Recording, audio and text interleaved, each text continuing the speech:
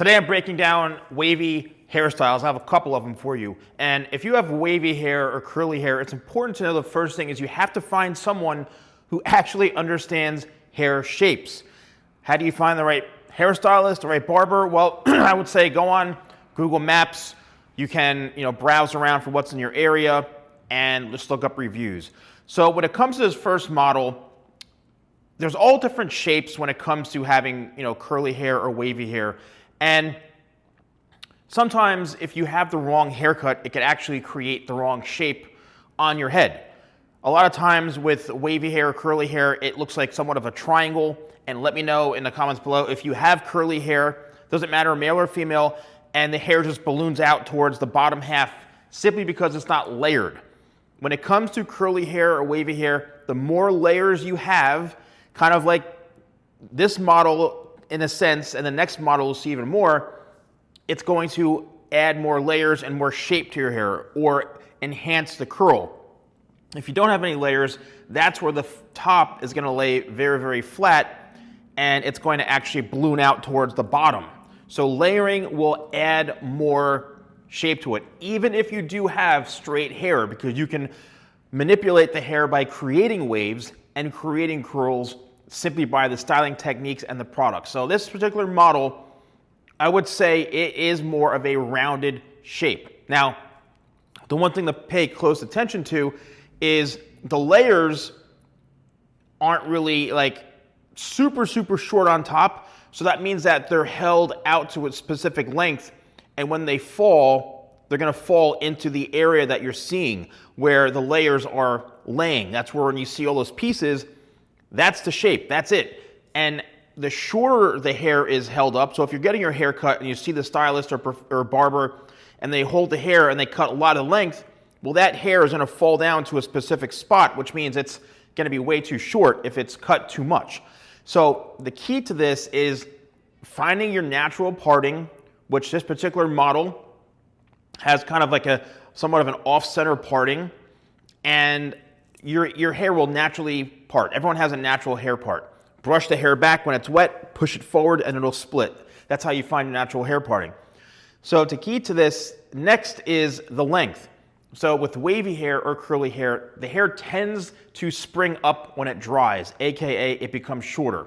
So just make sure that when you're getting your haircut in the very, very front, make sure, especially like this model here, it comes down just below the eyebrow, so when it dries, it's going to shrink up, and that's where you're seeing that length in the front.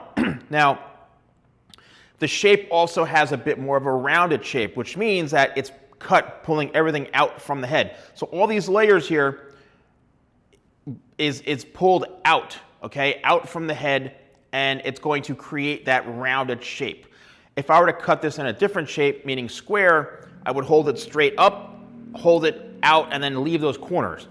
If you want to learn more about haircut shapes and you are a little bit confused, this can help you get better haircuts. And I've created downloadable PDF handbooks for you, one for men's hair, one for women's hair. They're only $10 each. That's cheaper than your haircut, and you can learn what I've spent thousands of dollars on for only 10 bucks. You can get them right here if you click View Products. It's a downloadable PDF ebook anywhere in the world, and you'll understand haircut shapes and what face shapes work best with those. This is going to help you get better haircuts. That's simple.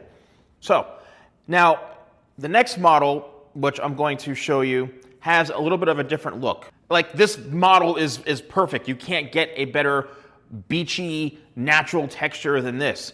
So the hair now is a bit longer, so you could still have round layers, but as you see throughout the length here in the corners, it's actually longer, which means that it's held up and then it falls down a bit lower because of the hair length being kept. So that goes back to me saying the shorter you cut the layers, the shorter it's going to fall. So the higher up the layer is going to be. For this situation, this model, the layers are cut longer, so it falls down a bit of a longer shape.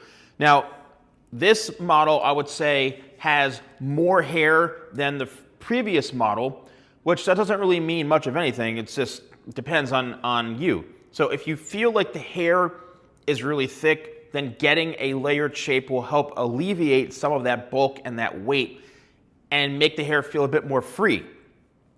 This is something that ideally works well with both of them with Tidal Wave, my sea salt hairspray. And the way that is used is you only need maybe 3, 4, 5 spritches max. It's not one of those products made by non-professionals who don't know what they're talking about. This was formulated by myself under my direction, a 30+ year hair professional, where you need less spraying of it, because the more you spray it, the heavier it's going to become, and you're going to get your money's worth. Whereas you see a lot of other hair products, there's 15, 20 sprays, and they're spraying it like it's just water. Well, mine, you don't need that. It's the actual opposite. So less is more.